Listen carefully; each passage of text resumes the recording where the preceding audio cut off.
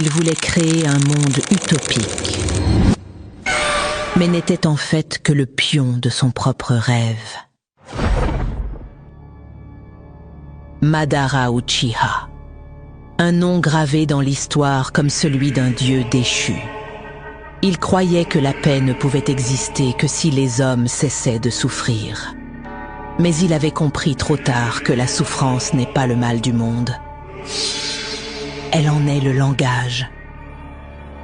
Né dans une ère de guerre, il a grandi entouré de cadavres.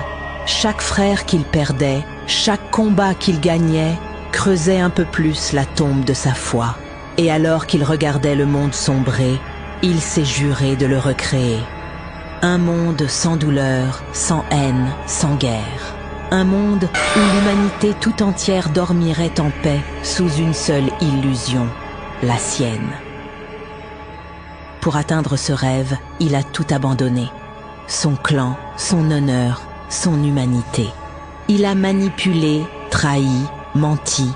Il a façonné des héritiers sans visage. Nagato, descendant du clan Uzumaki. Obito, le garçon à l'amour brisé.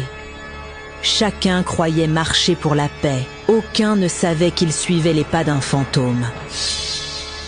Mais même les dieux peuvent être trompés.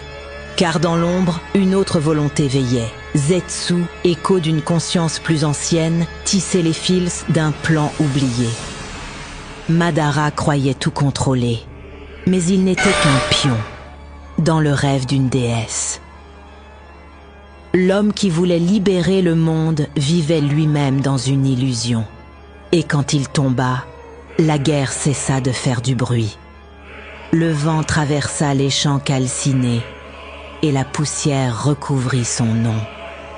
Madara comprit alors que la paix qu'il voulait imposer n'était qu'un mensonge.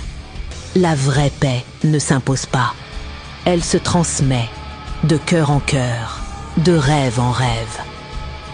Il avait enfin compris que même les dieux ne peuvent pas forcer le monde à rêver.